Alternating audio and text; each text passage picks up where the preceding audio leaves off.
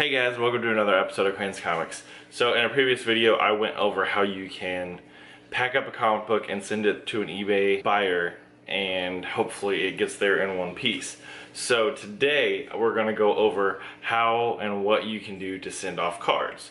Now lately I've been sending off a lot of Pokemon cards, and I thought this would be a great time for me to show you guys how I package my Pokemon cards. Because you don't want your cards to get sent all bent up, because whenever you do, you're going to either have to reimburse the buyer, or you're going to have to, well, one, you're going to have to explain yourself, two, you're going to have to reimburse your buyer, or three, you might just have to just suck it up and give them a partial refund or a full refund, just depending on the whole situation.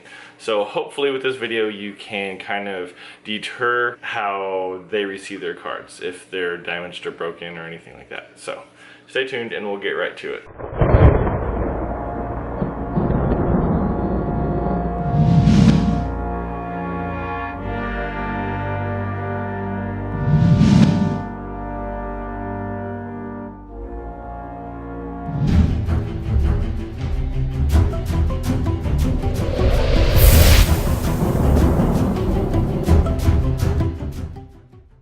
So actually I have two packages going out today. One is a single card and one is a set of cards. So basically, if you're just sending out a single card like this, the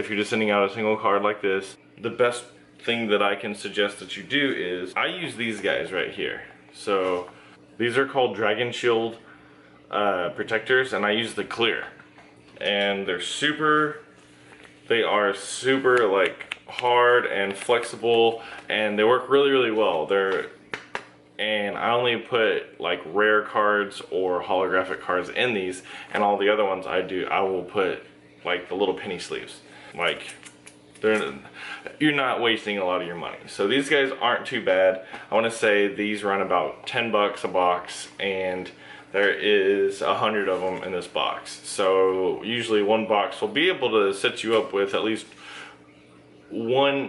2 to 3 sets if you're selling a set and you're doing all the rares or holographic. If you were to send a card like this, what I would do is I would put it in one of those sleeves, can't really tell, and then I would get one of these guys.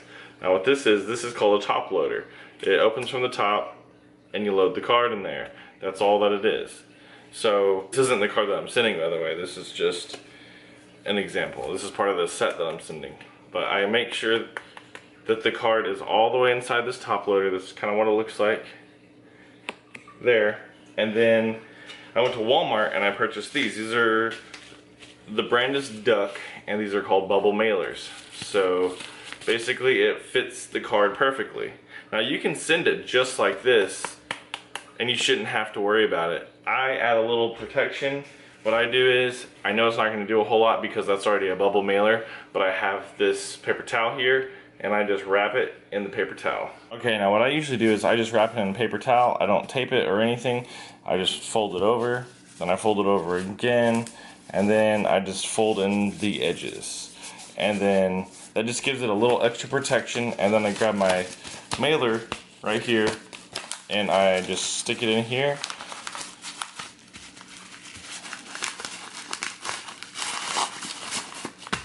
And then, I don't know if you can see inside of there, but this is actually a bubble mailer, so you got little bubble pouches on the inside. And then, I just take off the tape, seal it, right, please do not bend on the edges, which I will do whenever I'm getting ready to send off the actual one that I'm going to send. And that's basically how you do it. Now that's how you do an individual card.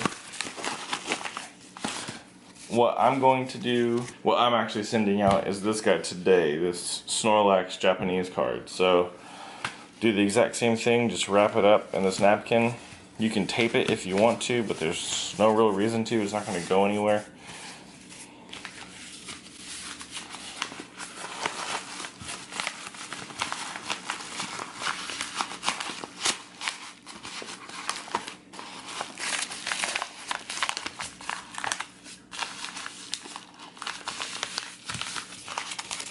There you have it. That's it. I just get the address and it's ready to go. Small cards are a lot easier than bigger cards. Now I'm going to be working with some bigger ones. So with bigger cards, what I end up doing is I end up giving them a sleeve. Like I just use a sleeve and I'll just put all the cards in order in the sleeve. like I said, I also add those Dragon Shield sleeve protectors on the more important cards, or the holographic or the rare cards. So I'm going to show you what the cards look like before I start wrapping them up. So here are all the cards that I will be sending off. There's quite a bit of them actually. So all the trainer cards, but those are all the cards that I will be sending off. So first things first, what do you need to send off a bunch of cards like so?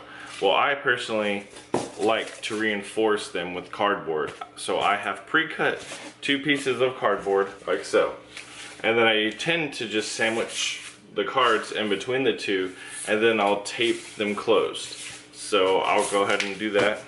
Now I can't say this enough times, but make sure that you are, and it sounds silly, but I cannot say this enough times, make sure that you're sending off the right cards to the right people. Whenever you start getting a lot of orders, or whenever you start just sending out a whole bunch of stuff, make sure that they're getting the right stuff. You do not want to send off things that people did not pay for. If you want to have a good gesture and send them like a little thank you or whatever, that's fine, go for it. But just be sure that you're sending off the right product to the right customer. One, either you'll have a really happy customer, or you'll have a super disgruntled customer, and you'll either lose some business or you'll have to do a full refund, and that is never fun, especially whenever you wait to get money in your PayPal account and then it turns out that you can't even get the money for it. So that's never a good thing. Now what I do is I tape all the edges. So I tape that side, I tape this side. I haven't done it yet, but I'm gonna tape this side, and I'm gonna tape this weird awkward side where the little holes are for the binder. Now for the big mailer bubbler. This usually just slides right in here. I tend to write something on this cardboard area, just say thanks for shopping with Crane's Comics. I really appreciate your business.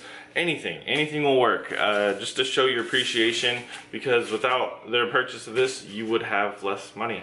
So I always say thanks for buying with my eBay account. Look for new things coming up, just whatever. Just, you can even draw a picture if you wanted to. That's what I use this for, is just to say a quick thank you to my buyer. So I'm gonna do that. Hey guys, sorry for this weird cut on this video. Apparently I can't find my footage that I wanted to use the rest of the video. So anyway, all you do is you just tape up all the sides, and then you just slide that into the envelope on the corners, right? Please do not bend, and you're good to go. That's all you have to do. And like I said, I do use that cardboard section to write a little note to the buyer, just to give them a heads up, like, hey, thanks for buying with me, and I really appreciate your business. It's always good to leave a positive feedback on their end, so they leave a positive feedback on your end. Especially whenever you're dealing with eBay or anything like that, the higher ranking that you can get, the better chances somebody will buy your product over someone else's. Yeah, that's pretty much it. So this is the final product. Kind of don't want to flip it over so you guys don't have my address or whatever, or the other guy's address. What happened was, this actually is going to go to a guy in Greece. So like I said, I normally write please do not bend on the side in red. So I went ahead and wrote it in English, but I went ahead and asked him, because we were keeping contact through eBay Messenger, how do you say please do not bend in Greek, or whatever language those Greece people speak. And he was kind enough to actually type it out for me. So what I did was I blew it up on Word, printed it out, and taped it along the side of the thing. So I mean, it's super easy to send the cards. If you follow those instructions that I gave you, you should not have any issues at all. Every once in a while you'll have a mail carrier that'll just mess up an order, and that's something that you can't control. But what you can't control is the interaction with the customer, because obviously you want to leave a good interaction, you want to show that you care. So if a mail carrier did bend 1 or 2 cards, it's always good to get pictures from their end. So get a picture, make sure that what they're saying is true, and at all expense, if it's a cheap card, just see if you can repurchase it on eBay or Amazon and send it out to them, and that will say wonders for your account. I mean, if you just go that extra step, that's what shows that you care. So thanks guys for watching. As always, love each other with comics, and have a great day. Thank you.